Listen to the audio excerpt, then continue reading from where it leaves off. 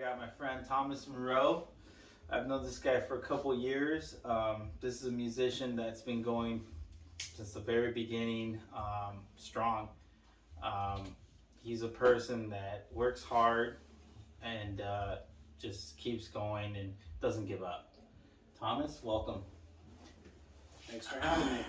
Yeah, man, it's been a while, dude. I know you always invite me to your parties, and I always say, I have my daughter with me. I got my responsibilities. And you know what? I'm glad I'm here because I actually got out of my way. Um, you sent me a text. Let's do a podcast. And I was like, I gave you that same message, that I always say. I got my daughter, man. I don't know. It's going to be difficult. But you know what? I talked to one of my brothers about it, and I was like, you know what? This is something I want to do. Let's do it, and I'm here right now, and I feel I'm happy to be here, man. So what's been going on with you? I mean, I know you're still pursuing the music. You got anything coming up, or? Yeah, I finished a 14-song album. That 14-song album is a soundtrack to an anime movie that I wrote. Really? Wow. So the anime movie right now is in pre-production. Okay. I had to hire a character designer to design all the characters. Yeah. I wrote the screenplay. The character designer gave me all the characters back. Then I had to hire an animation team. And in a couple weeks, I'm going to get back the first scene of the movie, the first 5 minutes of the movie. Yeah. Then I'm taking that to an executive producer. And then I'm taking it to the studios, the major studios, to try to get a worldwide distribution deal. And if I can land a worldwide distribution deal for the movie, then the movie will come out, the soundtrack will come out, which is 14 brand new songs. And then I'll book a world tour and go on tour. Wow, that sounds amazing. When you're saying about the anime, how much are you involved in it? I mean, are you just doing the music part of it, or you actually have somewhat of a say who's doing the voices on the actual anime? Oh, so it's my story. I wrote the screenplay. Oh, so this is I wrote the screenplay. This is like your project. It's like my magnum opus. It's my great work of my life. I'm trying to make a great work of art. Wow. I was inspired by Pink Floyd The Wall. I wanted to make a rock and roll movie, but with animation. Yeah. Anime is very popular now. I watch a lot of it. I go to the movie theater to see Japanese anime. I watch it on Netflix and Amazon. And it's just something I got more interested in, and I thought, well, this would be a great way to make something with a good message, and 14-song album, anime movie. Yeah. Basically, the music is 45 minutes, and then there's scenes in between the songs. So I wrote the whole screenplay, and the way I got into the screenplay thing is my friend is a director, so I have been helping kind of ghostwriting on screenplays for about 3 years, fixing the dialogue, fixing the plot points, coming up with titles for independent movies, and just working on a lot of independent movies as a screenplay writer. So it's just something I was doing kind of on the side, because writing's always been my passion. I've written 5 novels. I'm adapting a lot of those to screenplays. So that's really what I see myself doing in the future.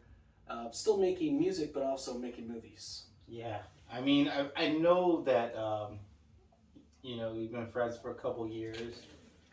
The way I met you, I remember, is through Craigslist. You were looking for a guitar player. We hooked up, and we started Saint Blasphemer.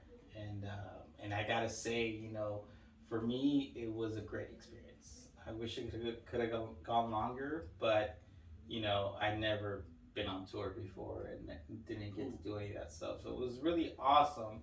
But I know you also mentioned the part where you did acting, you do poetry, and I know you're a great writer. That was the one thing that I noticed about you that really made me think wow, this is not your average musician, your average person. This guy's got something, That's what I saw, personally.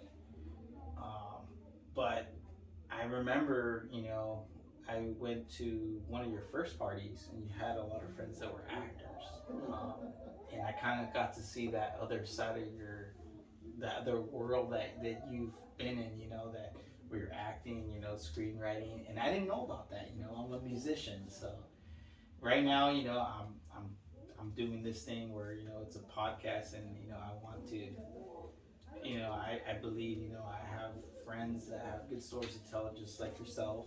Um, and it's pretty cool, man. I'm very happy for you, and you're one of my inspirations. You're one of my motivations, definitely. Well, another thing is, you and I asked you to come play guitar for me at the Whiskey Go Go Yeah. uh, last year, Mhm. and that footage is part of a documentary movie. Yeah, I remember you mentioned that. Right now, it's going through the film festival circuit.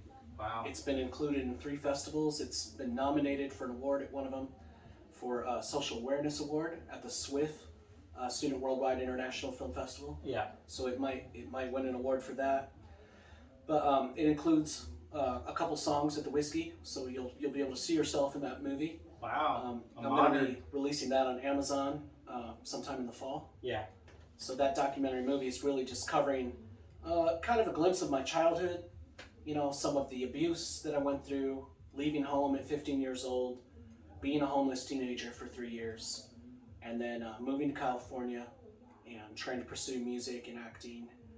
And just kind of tells that whole story. And I just really wanted to focus on the homeless crisis in America, and not treating drug addiction as a crime, but as an illness, and just addressing kind of the homeless situation. And the whole movie is meant to be a message of hope for other kids that grow up with abuse or have experienced homelessness. Like, okay, this is what I did. I survived it. Here are some of my accomplishments. You could do this too, Mm-hmm. So that was the whole point of making that movie. Yeah, it's interesting you say that, because of my younger brother, you met earlier. He was clean off drugs for a while. He fell off the wagon not too long ago, but for the first time, he actually told us that he's got a problem. He needs help. So I brought him here with me because keep him busy, and he wants to just stay out of trouble. But he finally acknowledged that in the message that you've been giving, even when we were in St. Blasmer, it was a positive message. But I have to admit, when I was at the band at the time, I was a little bit younger, and I felt like it was like not cool, man. You know what I mean? Like, I'm younger, and I'm like, man, like, if you want to do drugs, whatever.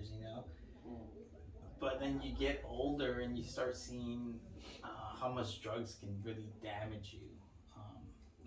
What they could really do to you, and I saw that through my brother. Well, I feel like a lot of TV shows and movies kind of romanticize drug use, especially heroin, cocaine. Of course, yeah. But I mean, it's happened through music. I mean, I think you and I can agree on that. But I mean, I think once you bury enough people, it kind of loses its romanticism. Yeah, exactly. But that's great, man. I'm glad that the hard work is paying off. In one way or another. Just like myself. I'm still doing music myself, but at the same time, I'm still trying to find my path and succeed. And this is one of them. I mean, one thing I want to do is just interview people and get to know, how hard they worked, and basically, everybody has a different path. So it's just interesting how it's about how you got there, right? Everybody has a different story, but you still got there. So that seems like something you've been doing for a while, and I admire that. Yeah. Well, hard work pays off, and perseverance is one of the most important things in life. Yeah. If you just keep working hard, eventually it'll pay off. Eventually the right doors will open. But you really got to give everything to what you really want. Yeah, exactly. But yeah, I mean, there was some fun times too, man. When we used to hang out back then, I remember the time we went on tour. I know you're not into sports. We're listening to football. You're trying to take a nap, and we're rooting. You're like, God damn it! But I think when we went on tour, I really got to know you. You know, they say like you don't really know someone until you actually live with them. No. And I think we went through enough hotels. We played a lot of late night poker games. That's true, man. You guys still owe me money for those poker games. That's true. I remember that. I was like, wait, I won. Why are they going to bed? Where's my money? Next. I do remember that. Man, I remember San Francisco, dude. So when we went there, I'd never been there, but I remember I was like, all right, guys, I'm going to go to the liquor store. I'll be back. I'll get a 12-pack of beer. I'm like going down the hill. No problem. I'm all happy. Like, oh, this is nice. I get the beer, right? And next thing you know, I'm walking up the hill. I'm like, God damn, like, when am I gonna get there? Next thing you know, it's like 45 minutes. I feel like I worked for that, 12-pack of beer. Yeah. But that was one experience, and also when we took was it an Uber or Lyft? We took it, and it went down like these crazy hills, and I was like, what? Like, I was just like, I could never do Lyft like in these. It was just crazy. Yeah. But, Streets of San Francisco are no joke. Yeah, but it was awesome, man. It was definitely an experience, the food and everything. And I remember we kept on going on tour, and you kept on bugging about ramen. Let's get some ramen, and then finally I was like, all right, fine, let's do it. And dude, the best experience I will still say till this day, Seattle. That one time we were walking down the street, and we just happened to ask somebody, I think it was you, and the guy was like, yeah, you want to go to this spot, it's the best spot. Yeah. And we go there, and remember they hooked us up with extra pork belly? Yeah. Oh my god, amazing, bro. Still the best ramen I've ever had. Yeah, seriously, like ever since that day, dude, I've been eating ramen since. Yeah. But you go out, you play a show, and you party. Hell, that ramen really brings you back to life. Yeah, man. Especially like all that driving. I mean, how many miles did we do? It was like, I mean, it had to have been couple thousand for sure. Yeah. I mean, I remember we were driving 4 hours each, and we'd switch. Yeah. I remember Shell though. He did pull off some crazy hours, 7 to 8 hours, something like that. I was like, dude. The one thing I still remember about the driving in the van, I was just thinking about this the other day. Yeah. I think we were driving between Oregon and Seattle, and we were up on some mountain in the middle of the night, like 2 a.m. That was me driving, bro. You were driving. The fog was so thick we couldn't even see. Oh my god, dude, that was. We couldn't see even 10 feet in front of us, and we're on the mountain. I really thought this could be it. I thought we were gonna drive off the freaking road. Yeah. Or someone was gonna hit us from behind, or we were gonna run into someone. Oh my, dude, that was the craziest. And you know what's funny is that every time it was my turn to drive, it was something. It was either that or remember the hailstorm. I was just going like, to Salt Lake City. Why do I get the shittiest weather? Like, what the hell? And we were on some weird side road. Here's a shortcut. All of a sudden, the hail. Turn this way for biblical plague. Yeah. Locusts. But yeah, it's crazy. I think back, dude, and I was like, man, like I'm grateful for those memories, dude. Because like even now, like I still play music and everything, but there was always like I think being in the band with you was one of the few times I was in a band where everybody's actually like, serious and got their stuff together. Yep. And I remember in the very beginning when I was forming bands in high school, eventually it was okay, but I don't know if you remember when eventually everybody drifts off. One person plays this, the other person plays that. The drummer's in his own world, and nobody's playing. That was high school sometimes. But yeah, playing with you was a pleasure, definitely. It taught me a lot of being focused and really being on top of your game. You know, kept me on my toes. So it's awesome. Fun times. But I know that you're hosting a party tonight. So is this a party that you're just doing just to get people together, or is there a specific? When it's warm enough, once a month, I like to bring together actors and poets and musicians Okay. and artists. Yeah. And it's just kind of a mix of creative people.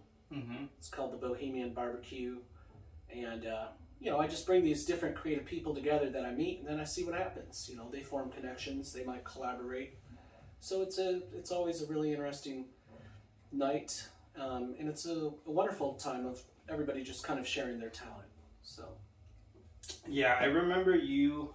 Actually, it wasn't you. It was a friend of ours. I met him one of your parties in the past. I remember he said that you started the poetry club in the what's it called now? Santa Ana, right? Santa Ana, yeah. Yeah. Yep. 3 years. The one thing he did tell me that really, I guess that really got me to know you a little bit more is the fact that he told me that you got a lot of people together, man. And it was a poetry club that anybody was able to express themselves. Yeah, I used to publish books for people for free, all out of my own pocket. Yeah. And I used to award a $100 cash prize every month for the Poetry Slam winner. Wow. I was really just trying to give back to the community, Yeah. When you've been down and you've been homeless and you were a homeless kid and you starved, and then you come to a place where you're making a lot of money, it's just kind of a logical thing. Well, how can I help people the way that other people help me? Exactly. So. Yeah, I mean, I can see that, man. I mean, you wouldn't want people to struggle. It's like almost if you go through a rough road and you don't want them to go through the rough road. If there's anything that can help for them to prevent that. You try to be the kind of person you wish had helped you when you were young and you didn't know what to do. Yeah. Yeah. Try to be that person for someone else. Yeah. I know you've been recording some of your music. As far as your music, are you recording your own music, or you just record samples to get ideas? Because you've been telling about how you've been updating on your equipment. And No, I still write everything on my guitar or on my keyboard. So that's how songs start. Guitar, keyboard. I come up with the verse, the chorus, the bridge. I write the words, and then I start recording. Did you always do it that way? With pretty much always the guitar. Guitar, okay. Or keyboard, yeah. Yeah, they usually say the piano. I guess I wrote my first song in elementary school in the 6th grade on my Casio keyboard, and I still have a Casio keyboard. You can see against the wall there. Yeah, I do see it. Yeah, so I started off writing my first songs on the keyboard, but then I got more into guitar in junior high school. Oh, okay. Yeah, so then I was like, got a guitar, I was like trying to play along with like Led Zeppelin 2 and the Pixies, Nirvana later on, figuring out Nirvana songs. And that just improved my songwriting the more I learned other people's songs. Yeah. Then it improved my ability to strum and sing at the same time, more intricate patterns. It's a thing every guitar playing singer goes through. First, you're like matching the rhythm of your words to your strum. Exactly. But once this becomes more muscle memory, then you could branch out and incorporate more melody. Yeah. Yeah, like I mean, I'm not the greatest singer, but I remember when I couldn't sing and play at all. Now I can do it somewhat, but I completely understand where you're coming from, because before, when I tried to do it, it felt like you're trying to sing, but you're thinking too much of the guitar, strumming. But once you got that down, just like you said, muscle memory, it's almost like you're closing your eyes and you're playing the riff over and over. Like you're not even thinking about it. Your fingers are landing where they need to land. Yeah. So little by little, I was finally able to sing and play. But you've seen me. I mean, I've showed you some of my new material, and I can be a little sloppy, but like I said, man, you're one of my biggest inspirations, and the thing I love about you is the fact that you're still doing it, man. You're still doing it. You're still pursuing it, and not only that, you're here for other people, and it's a big thing, man. Um, how about do you have an album coming up, or you just released an album right now, or I just released a 20-song collection called Stardust Collector. okay, So Stardust Collector is a bunch of singles I released, and then I kind of handpicked songs from my first EP, my second EP, and my first full-length album. And then those singles that I released, I put it all together in a 20-song album. Yeah. So that's out on Apple and Spotify and all that. okay? And I just got a bunch of reviews in the press for that. And as an artist, I mean, just for the audience, I mean, what do you know? What are you known as? Like, if anybody wants to search you on YouTube, Yeah, it's My Autumn Amor. My Autumn Amor. Yeah. Do you have a single right now you have released, or anything you would recommend? I'd just say pull up Stardust Collector and listen to song 1. Okay. And if you like it, keep going. There's 20 songs. All right. It's a little something for everyone. Have you released any videos for that right now, or? I got lots of videos on YouTube. Yeah, I've seen a couple of them actually. Yeah. Anything recent lately, or? Maybe War is the most recent one. Okay. Yeah, my friend Max from the band Lemmy Devato. Yeah. Said, hey, let's go shoot a music video. So we went down to Santa Ana and we shot it in like 2 hours. So that's how I like to work. Yeah. Show up, get it done. You know what? Sometimes the best artists We're done. are the ones that do it on the spot. You know. Yep. One thing I did want to mention is this painting right here. I admire it. I mean, is this something you got from a friend, or is this? Oh no, I painted these. You painted it yourself. Yeah, it's all it's Audrey Hepburn practicing for her movie Funny Face, where she has a big dance scene.